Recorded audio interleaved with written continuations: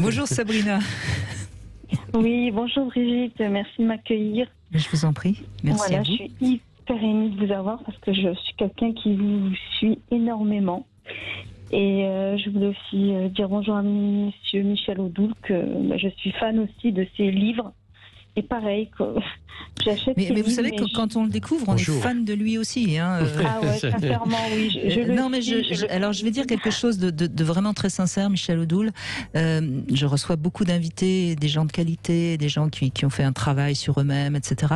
Je ne vous ai jamais pris en défaut de ne pas être ce que vous dites. Et ça, c'est pour moi la plus grande qualité. C'est pour moi un très grand compliment. Voilà, j'en profite pour le dire. Voilà. Merci. Sabrina, on vous écoute. Effectivement, il porte la bienveillance. Alors moi, je vous appelle parce que je me suis rendu compte, je suis séparée avec le papa. Il n'est pas très clair auprès de la séparation vis-à-vis des enfants, parce qu'il vit chez son ami. Et donc, quand il est absent, il dit qu'il est en déplacement auprès des enfants. Et moi, je sais pertinemment avec qui il est. Et quand il rentre, il fait comme s'il revenait d'un déplacement professionnel et il vit sa vie de père. Et quand je sens qu'il va rentrer à la maison, parce qu'il ne me prévient pas, il rentre un jour sur deux. Donc vous êtes en train de vous séparer, mais vous habitez encore ensemble, c'est ça ? En fin de compte, ce qui s'est passé, c'est qu'on est séparés. Moi, j'ai demandé la séparation que lui n'accepte pas du tout. D'accord. Et il a beaucoup de mal à le dire aux enfants qui ont aujourd'hui 18 ans et 15 ans. Et leur faire croire qu'on est ensemble, c'est juste que lui est occupé par son travail, alors qu'il a quelqu'un dans sa vie. D'accord. Mais donc, il habite encore chez vous une partie du temps ? C'est ça, exactement. C'est ça, Brigitte. Et quand je sens qu'il va rentrer à la maison, je suis pris de douleur au niveau du cou. Et quand je sens qu'il sonne et qu'il va venir, c'est tout ce côté droit qui est bloqué. Comme là, hier, il est rentré, il a passé la nuit, et je suis bloquée tout d'un côté. D'accord.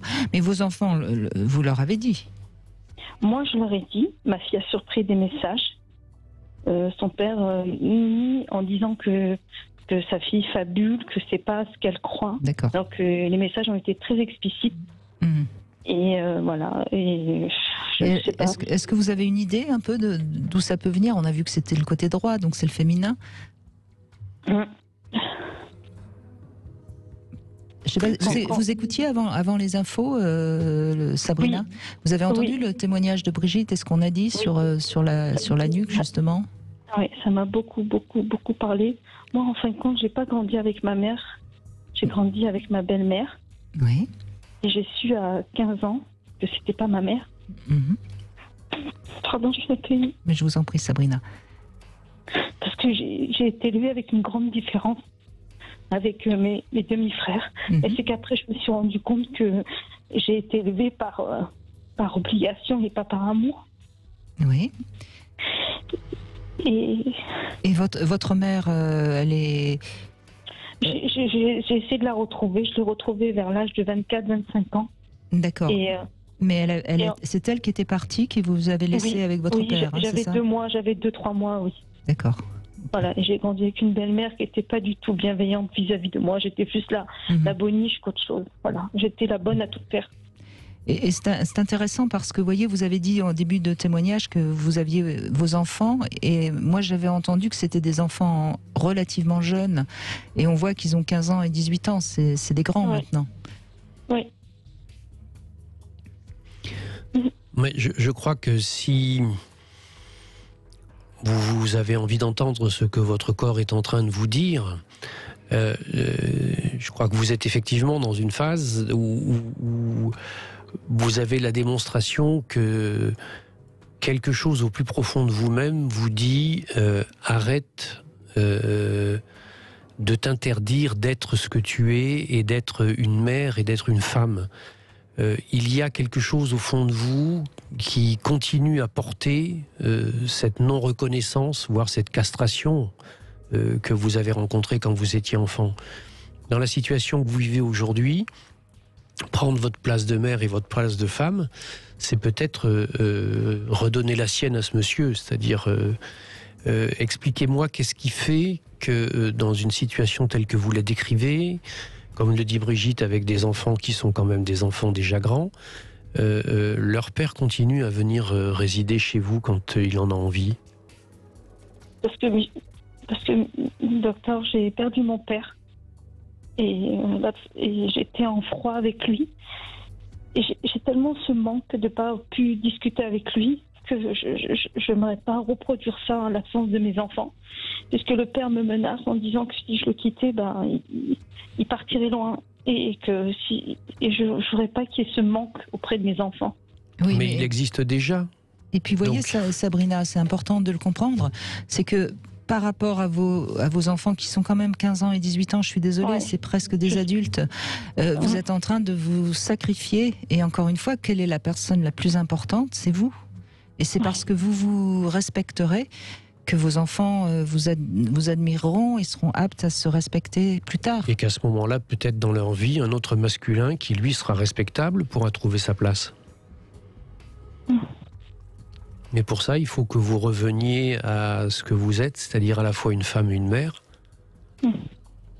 Pas que vous subissiez et que vous continuez. Oui.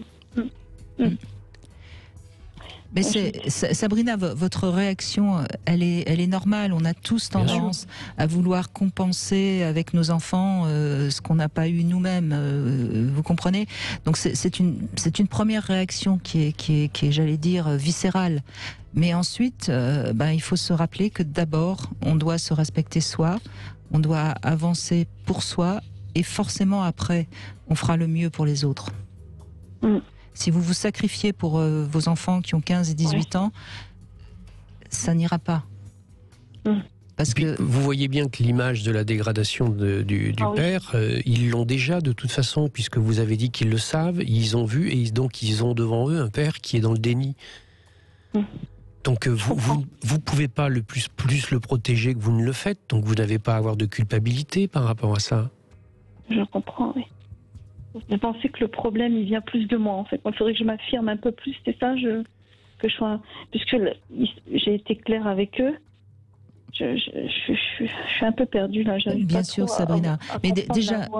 Alors, attendez. Déjà, cet homme, vous avez décidé de le quitter. Oui, Brigitte. Donc, c'est quelqu'un qui n'a plus à... Je veux dire, ça ne devrait plus avoir d'importance qu'il aille avec une autre femme ou pas. Oui. C'est plus votre problème. Donc déjà, essayez de lâcher. Parce que là, quelque part, vous n'avez pas complètement lâché. Vous avez décidé de le quitter, mais en même temps, vous n'avez pas complètement lâché, puisque le fait qu'il aille avec une autre femme, ça vous pose un problème. Donc déjà, c'est ce travail-là qui va vous permettre de lâcher quelque chose. Parce que vous êtes encore en train de contrôler. Hein, et puis ensuite, je ne sais pas dans quelle mesure vous pouvez affirmer les choses plus clairement. Où il y a séparation, il y a séparation. Peut-être faites-vous aider par l'assistante sociale de l'endroit où vous êtes pour bien comprendre quels sont vos... Je suis par un psychiatre, Brigitte. Oui, mais un psychiatre, il connaît pas forcément bien la loi. Là, je crois que vous avez besoin d'une aide pour savoir quels sont vos droits. Voilà, hein, et vous appuyez sur la loi, parce que la loi, on est tous obligés de la respecter. Cadre, voilà. Et si cet homme ne respecte pas la loi, si vous avez décidé s'il habite ailleurs et que vous habitez chez vous, il a pas le droit, sur le plan légal, de venir n'importe quand ça l'arrange. Oui. Après, il y aura certainement une question de garde des enfants, quoique celui qui a 18 ans, il est majeur, hein, de toute façon. Donc, puis même 15 ans, ils seront en droit de choisir. Vous voyez ? Et à partir de ce moment-là, vous serez protégé grâce à la loi. Parce que là, je comprends bien, vous n'arrivez pas à vous protéger, et donc faites-vous aider. Très bien. D'accord ? Merci. Je vais y travailler, et puis je vais vous réécouter en podcast. Puis surtout, faites-vous confiance, ne portez pas tout, donnez-vous le droit, faites ce que vous avez déjà commencé à faire en votre âme et conscience. Comprenez bien que c'est la seule façon de montrer à vos enfants comment on peut se respecter. Bien sûr. Oui. Et puis une autre fois, quand on évoquera par exemple les blessures d'enfance, vous pourrez témoigner, parce que être abandonné par sa mère à l'âge de 2 mois, c'est une blessure d'abandon complètement archaïque, donc très très profonde. Mais vous avez quand même survécu et vous avez grandi, donc ça veut dire que vous êtes quand même dans la vie. Merci pour tous vos mots de bienveillance. Et bizarrement, je vais vous dire quelque chose d'incroyable là. À l'instant où je vous parle, cette douleur, elle n'est pas. C'est impressionnant. Je l'ai pas là. Je suis en train de bouger mes membres comme si j'avais rien. Mais peut-être que vous n'avez plus rien parce que vous avez mis des mots, vous avez donné du sens, ou en tout cas Michel Odoul a donné du sens, et ça peut suffire pour que ça disparaisse. Ça reviendra peut-être dans 1 heure ou 2, mais à ce moment-là, réécoutez ce qu'on vous a dit et peut-être que en tout cas, ça ira mieux. Très bien. Merci pour tout Sabrina. ce que vous faites. Je vous en Merci prie. pour tout. Merci. Au revoir. Merci à vous.